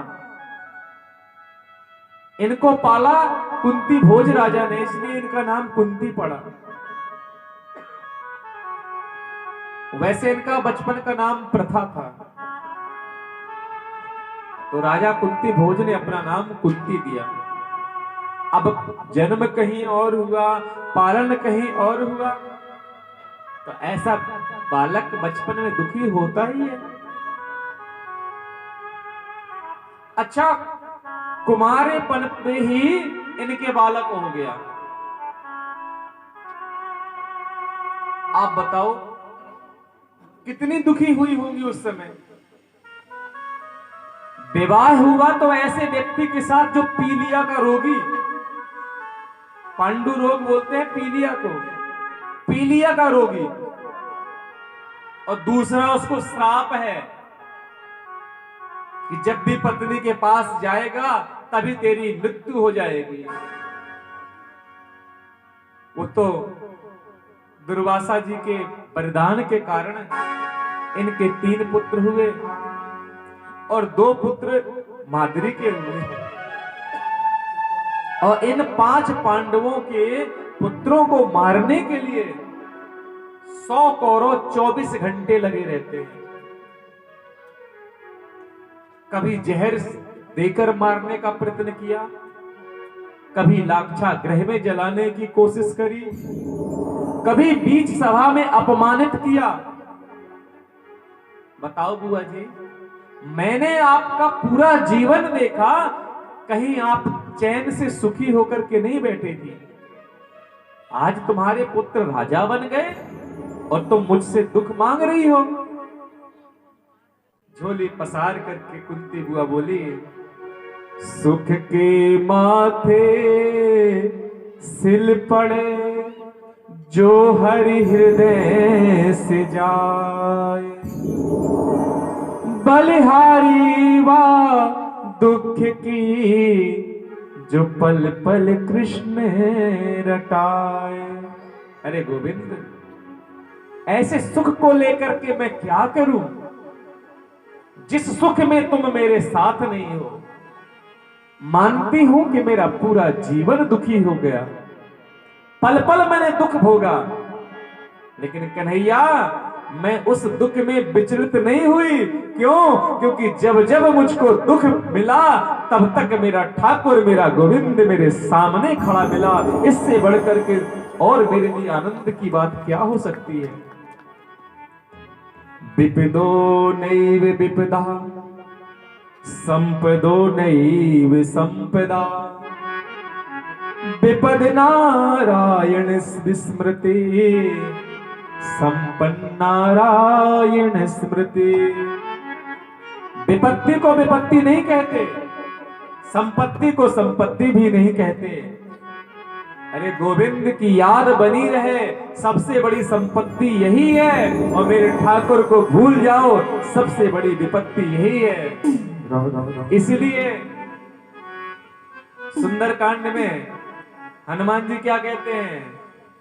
कहे हनुमंत विपत्ति प्रभु सोई, कहे हनुमंत विपत्ति प्रभु सोई, जब तक सुमिरन भजन न होई, सुमिरन भजन न होई। कहे हनुमंत विपत्ति प्रभु होई, कहे हनुमंत विपत्ति प्रभु होई, जब तक सुमिरन भजन न होई, जब तक सुमिरन भजन न होई। सुख भी मुझे प्यारे हैं, दुख भी मुझे प्यारे हैं, छोड़ूं मैं किसे भगवान, दोनों ही तुम्हारे हैं, छोड़ूं मैं किसे भगवान, दोनों ही तुम्हारे हैं। सुख भी मुझे प्यारे हैं, दुख भी मुझे प्यारे हैं, छोड़ूं मैं किसे भगवान, दोनों ही तुम्हारे दुख चाहे ना कोई सब सुख को ही तरसते हैं। दुख चाहे ना कोई सब सुख को ही तरसते हैं। सुख में सब हंसते हैं, दुख में सब रोते हैं। सुख मिले जिसे उनसे, सुख मिले जिसे उसने, दुख ही के सहारे है। छोड़ू मैं जिसे भगवान, दोनों ही तुम्हारे हैं, दोनों ही तुम्हारे हैं। मैं कैसे कहूँ भगवान मुझे ये दे दे या वो दे दे, मुझे ये दे दे या वो दे दे। जो मर्जी तेरी मर्जी, जो भी मर्जी तेरी मर्जी, मर्जी से अपने दे दे। मैंने तेरे आगे हाथ पसारे हैं, छोड़ूं मैं किसे भगवान, दोनों तुम्हारे हैं। सुख भी मुझे प्यारे हैं, दुख भी मुझे प्यारे हैं।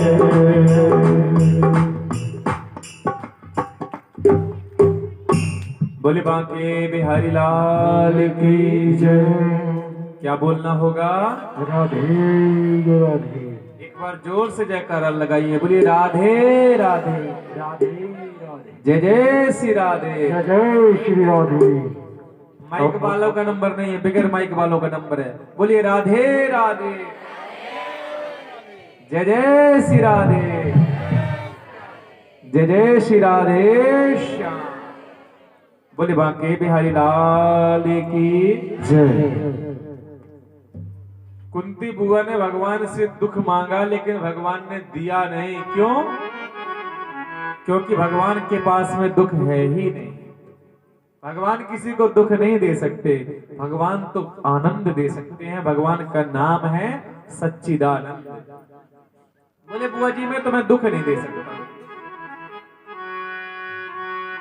तो बोले एक काम करो, फिर जो ये स्नेह की डोरी है ना, इसको तोड़ दो। आपसे इतना प्रेम है ना, इस प्रेम को तोड़ दो। देखो हम लोग कभी माला जपते हैं, मेरा बेटा मेरा बेटा, मेरी बेटी मेरी बेटी, ऐसा कभी कोई जपता है? नहीं जपता ना। फिर भी 24 घंटे उसकी याद आती है।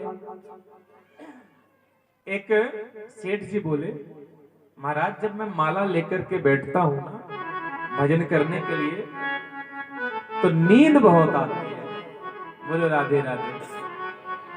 सच्ची बात है ना। आप पूजा करने बैठो, माला जपने के लिए बैठो, दुनिया के सारे काम आपको उस समय याद आ जाएंगे। ये काम भी करना है, ये काम भी करना है, इसको भी करना है, उसको। एक माला पूरी होना मुश्किल हो जाएगी।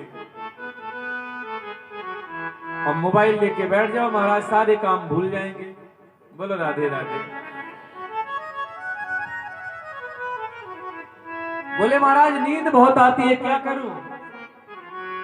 तो उनसे हमने कहा महाराज एक बात बताओ, जब आप नोट गिनते हो तब नींद आती है क्या? बोले अरे कैसी बातें करते हो पंडित जी, नोट गिनते समय नींद अगर आती भी होगी तो देख करके भाग जाएगी। हमने कहा इसका मतलब नोटों को अपना मानते हो और प्रभु को अपना नहीं मानते।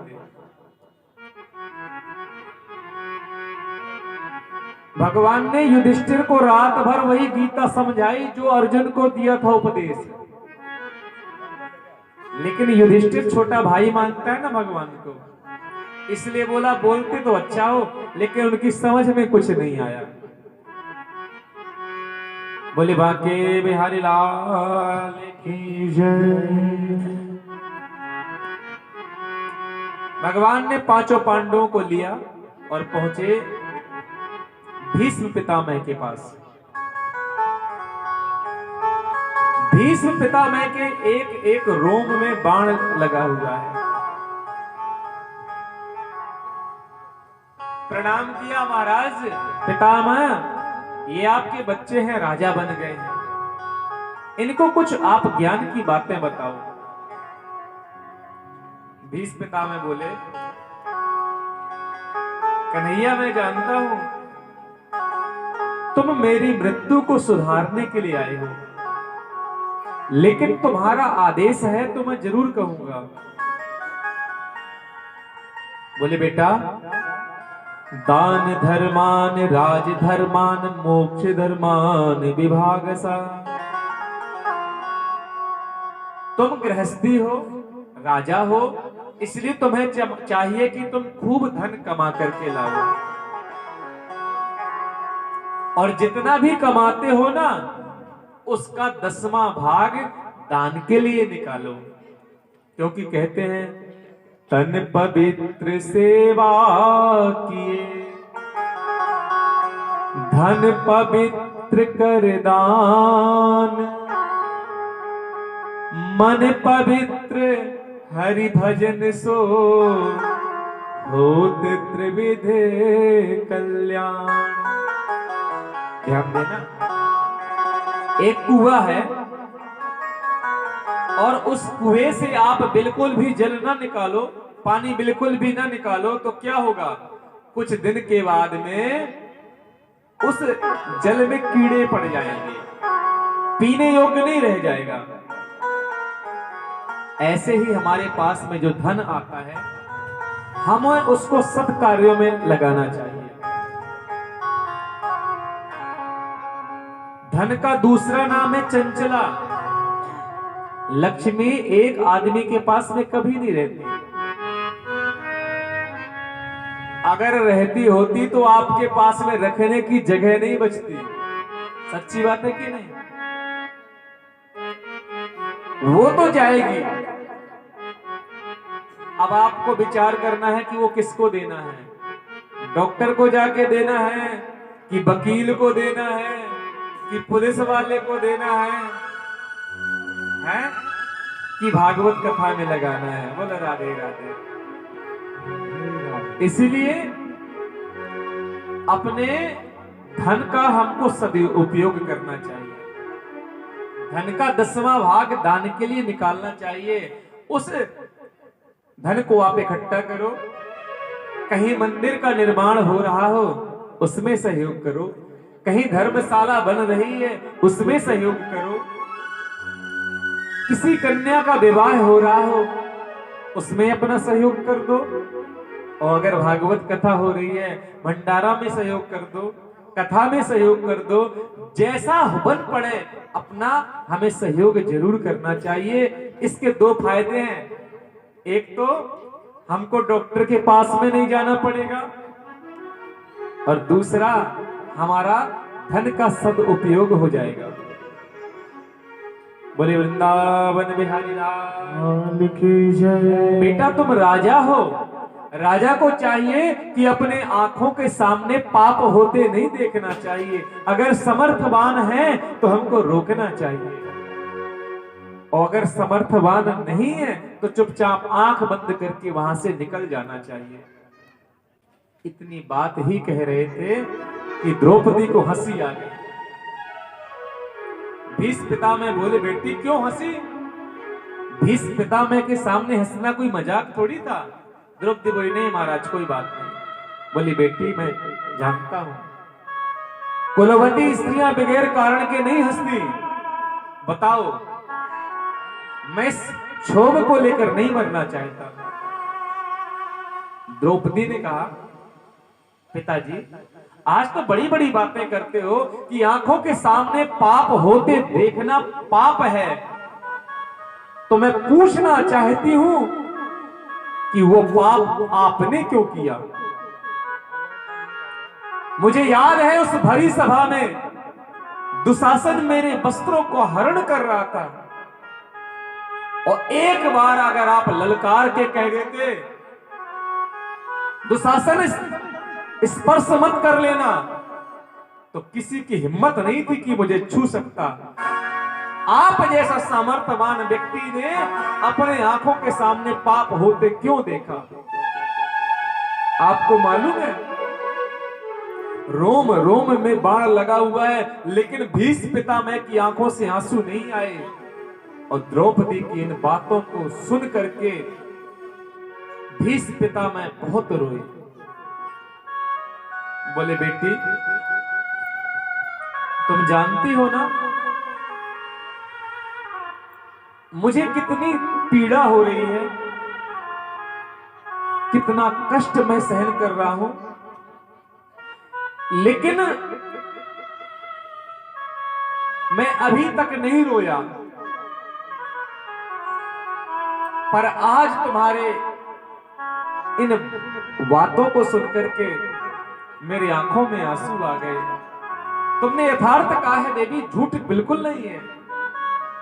लेकिन जानती हो ना व्यक्ति जैसा अन्न खाता है उसकी बुद्धि वैसी ही हो जाती है।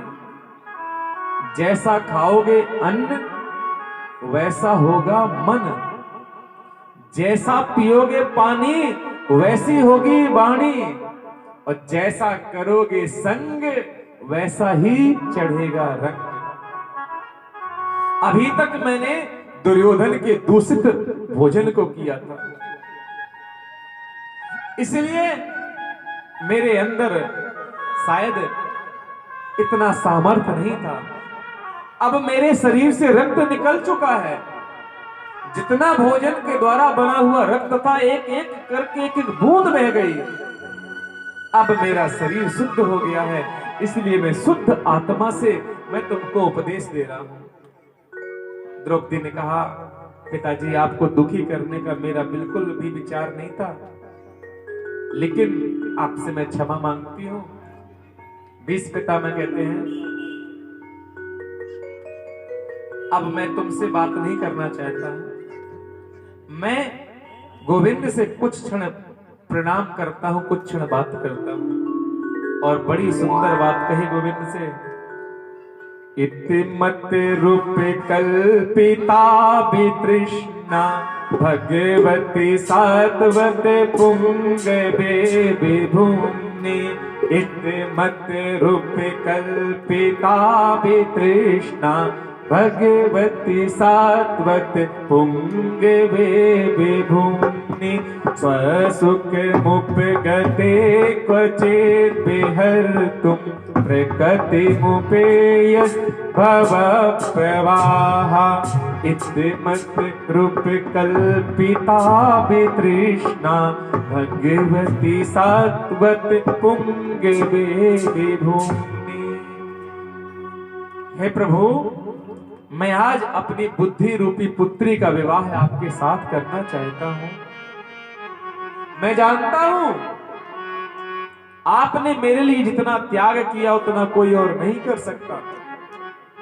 कुरुक्षेत्र की उस भूमि पर दो दो प्रतिज्ञा टकरा रही थी। मैंने प्रतिज्ञा किया, आपने प्रतिज्ञा करी थी कि मैं शस्त्र नहीं उठाऊंगा, और मैंने भी प्रतिज्ञा कर ली आज जो हरहि शस्त्र न कहाऊं तो लाजो गंगा जननी का सांतन सुत न कहाऊं, मैं गंगा पुत्र नहीं कहलाऊंगा। दो दो प्रतिज्ञाएं आपस में युद्ध कर रही थी, और मेरी बात रखने के लिए आपने प्रभु शस्त्र उठा लिया। इतना आपसे बढ़कर के दयालु और कौन होगा। धरती मां कांपने लगी, विचार करती है प्रभु तो अभी प्रतिज्ञा कही थी मैं शस्त्र नहीं उठाऊंगा, और यहां तो उन्होंने प्रतिज्ञा तोड़ दी। भगवान ने अपना अंतः वस्त्र पृथ्वी पर डाला और कहा ये तो दादा और नानी के नाना और पोते की बातें हो रही हैं, तुम ज्यादा परेशान मत हो। क्यों? गंगा पुत्र है भीष्म और गंगा के पिता है भगवान नारायण, तो इसलिए तुम परेशान मत हो। प्रभु आप मेरी बात को रखने के लिए आपने अपनी प्रतिज्ञा को तोड़ दिया, आपसे बढ़कर के दयालु और कौन होगा। लेकिन मैं आपसे बस एक बात चाहता हूं, क्या? देहांत काले तुम सामने हो, मुरली बजाते मन को लुभाते, यह गीत गाकर तननाथ त्यागू, गोविंद दामो दरमाद लेती। और भगवान का ध्यान करते हुए भीष्म पितामह ने अपने शरीर को छोड़ दिया। बोले वृंदावन बिहारी लाल की जय। आइए बड़े प्रेम से ऐसे परमात्मा का हम सब मिलकर वंदन करें, अभिनंदन करें। मेरा हाथ पकड़ ले रे कान्हा, दिल मेरा घबराए, काले काले बादल गम के बादल सर पे मेरे मंडराए, मेरा हाथ पकड़ ले रे कान्हा, दिल मेरा, मेरा हाथ पकड़ ले रे कान्हा, दिल मेरा घबराए, मेरा हाथ पकड़ ले रे कान्हा, दिल मेरा घबराए, हाथ पकड़ ले रे कान्हा, दिल मेरा घबराए।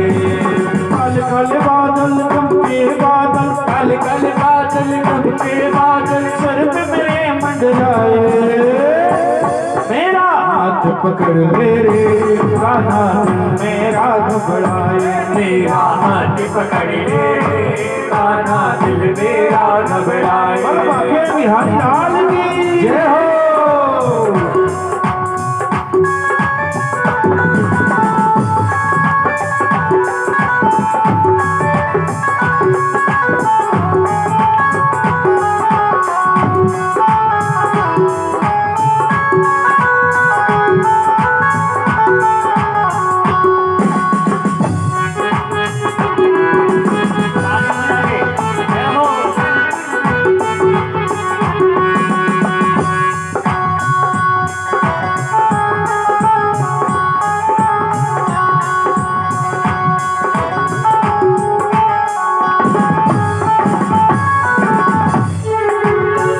अगर मेरे बस में जो होता कन्हैया, अगर मेरे बस में जो होता कन्हैया, अगर मेरे बस में जो होता कन्हैया, अगर मेरे बस में जो होता कन्हैया, तो पार लगाता खुद अपनी नैया,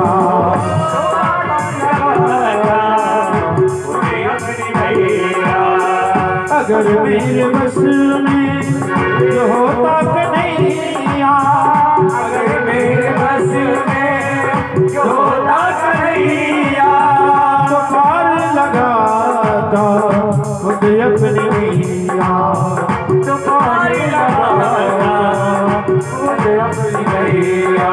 यहाँ रखो यहाँ रखो, यहाँ रखो यहाँ रखो, यहाँ रखो यहाँ रखो,